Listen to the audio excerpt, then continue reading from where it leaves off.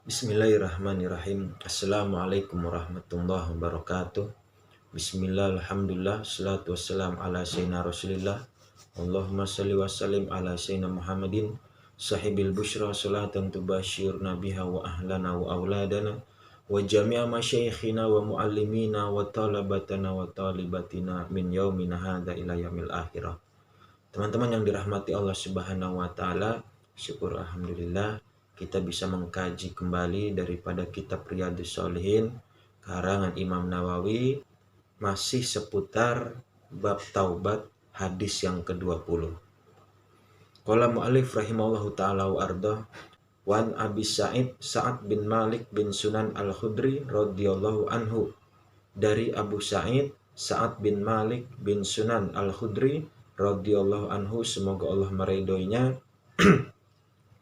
anna Nabi sallallahu alaihi wasallam qala, bahwasanya Nabi bersabda, kana fi man kana qablakum rajulun qatala tis'ata wa tis'ina nafsan, bahwasanya dulu ada seseorang sebelum kalian telah membunuh 99 nyawa. Fasa'ala an a'lami ahlil ardi, maka pembunuh tersebut bertanya dari orang yang paling pinter pada penduduk negeri tersebut. Fadala ala rahib, maka ditunjukkan kepada seorang rahib atau seorang pendeta. Fa'atahu, kemudian pembunuh itu datang kepada pendeta tersebut. Faqala, maka dia berkata, innahu qatala tis'ata wa tis'ina nafsan fahallahu min taubah, sesungguhnya orang ini telah membunuh 99 nyawa, apakah ada pintu taubat untuknya? Faqala la, maka rohib atau pendeta tersebut berkata, la, tidak ada. Faqatalahu fakamila bihi mi'atan, maka kemudian tiba-tiba sang pembunuh itu membunuhnya, maka sempurnalah pembunuhannya menjadi 100 nyawa. Summa sa'ala an a'lami ahlil ardi, kemudian bertanya lagi dari orang yang paling pintar pada satu negeri lagi. Padahal ala rajulin alim, maka ditunjukkanlah kepada seseorang yang alim. Faqala, maka yang menuntun itu berkata, innahu qatala mi'ata nafsin fahallahu min taubah, sesungguhnya pembunuh ini telah membunuh 100 nyawa, adakah pintu taubat untuknya? Faqala na'am, maka orang alim tersebut berkata, na'am, iya, ada, pintu taubat masih terbuka untuknya. Wa man yahulu bainahu wa bainat taubah, siapa yang bisa menghalangi antara dirinya dan antara taubatnya? Tidak ada yang dapat. Intolik ila ardin kada wa kada fa inna biha unasan ya'budunallaha ta'ala fa'budullaha ma'ahum.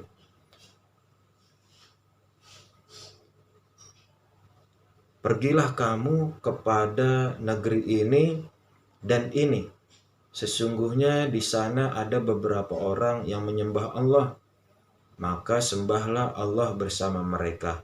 Wala tarji ila ardika fa innaha ardun su, janganlah engkau kembali ke negerimu, karena sesungguhnya negerimu itu adalah negeri yang jelek, yang banyak maksiat di dalamnya. Fantolako hatta idza nisfat tariqa atahul maut, maka pergilah preman tersebut untuk menuju ke tempat negeri orang-orang yang beribadah, tapi ketika berada di pertengahan jalan, tiba-tiba kematian datang menjemputnya. Fahtasamat fihi malaikatur rahmah wa malaikatul azab, maka bertengkarlah malaikat rahmat dan malaikat azab. Faqalat malaikatur rahmah, maka berkata malaikat rahmah, ja'a taiban, orang ini datang dalam keadaan taubat. Muqbilan biqalbi ilallahi ta'ala, hatinya menghadap kepada Allah Subhanahu wa ta'ala. Wa qalat malaikatul azab, dan malaikat azab berkata, innahu lam ya'mal khairan qattun, dia belum punya amal sedikit pun. Fa'atahum malakun fi surati adami, maka keduanya mendatangkan seorang malaikat dalam wujud manusia. Faja'aluhu bainahum ay hukman, maka dijadikanlah dia antara mereka untuk menjadi seorang hakim atau mengadili. Faqala, maka berkatalah malaikat, qayisu ma bainal ardain, coba ukur antara dua negeri itu. Fa'ila aitihima kana adna fahuwalah, maka mana yang lebih ia datangi dekatnya, maka itulah untuknya. Faqasu, maka dua malaikat itu mengukurnya. Fawajaduhu adna ilal ardi alati aroda, maka ia mendapatinya bahwasanya yang mati tersebut lebih dekat ke negeri yang dia inginkan. Faqabadatsu malaikatur rahmah, maka malaikatur rahmah mengambilnya. Muttafaq alaih, hadis muttafaq alaih. Wa fi riwayatin fi sahih, bahkan dalam riwayat lain dalam kitab sahih, fakana ilal qaryah as-salihah aqrabu bisyibrin faja'ala min ahliha, adalah orang yang mati tersebut dalam keadaan taubat lebih dekat sejengkal ke negeri orang soleh, maka jadilah dia golongan orang yang soleh. Wa fi riwayatin, bahkan dalam riwayat lain, fi sahih, dalam kitab sahih, auhallahu ta'ala ila hadhihi antuba'idi, maka Allah subhanahu wa ta'ala mewahyukan negeri tersebut antuba'idi, untuk menjauh sedikit, ya, bahkan digeser sama tanah supaya yang taubat dalam keadaan mati tersebut lebih dekat ke negeri orang-orang yang soleh. Wa ilahazi antakrobi, oleh karenanya lebih dekatlah itu si mayit yang dalam keadaan taubat ke negeri orang yang soleh. Wa qala, dan berkata, qayisu ma bainahuma, ukurlah oleh kalian antara dua negeri tersebut. Fawajaduhu, maka ia dapati, ila hadhihi aqrab bisyibrin fagofarolah, ini lebih dekat dengan sejengkal perbedaannya antara negeri orang soleh dan negeri orang yang toleh atau jelek yang tadi. Fagofarolah, maka mati dalam keadaan taubat tersebut dalam keadaan diampunkan oleh Allah subhanahu wa ta'ala dosanya. Wa fi riwayatin, bahkan dalam satu riwayat, fana'a bisadrihi nahwaha, bahkan dadanya digeser, ya. Fi hazal hadis, dalam hadis ini saudara, fadul ilmi alal ibadah, keutamaan ilmu daripada ibadah. Makanya kalau ditanya mana lebih utama, ilmu dulu apa ibadah dulu, maka jawabannya adalah ilmu lebih didahulukan daripada ibadah. Karena ibadah tanpa ilmu mardudatun la tuqbal, tertolak dan tidak diterima. Wa fihi, dan hadis ini hikmahnya adalah wal hijrah min daril isyan, bahwasanya diharuskan hijrah daripada negeri ahli maksiat. Wa muqati'atu